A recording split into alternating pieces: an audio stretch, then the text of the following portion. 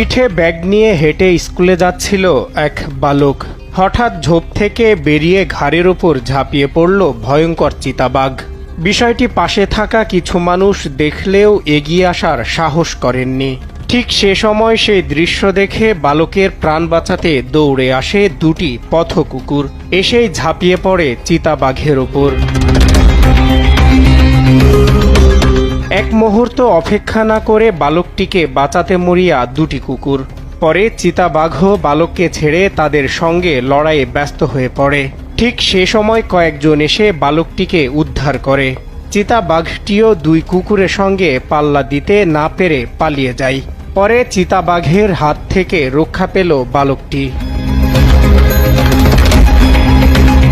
সম্প্রতি এমন এক ভিডিও সমাজ মাধ্যমে প্রকাশ্যে এলে ভাইরাল হয়।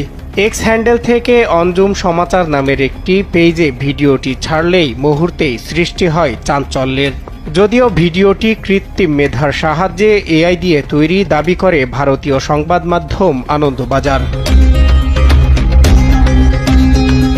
ইতোমধ্যেই বহু মানুষ দেখেছেন এই ভিডিওটি, অসংখ্য লাইক এবং কমেন্টও করেছেন।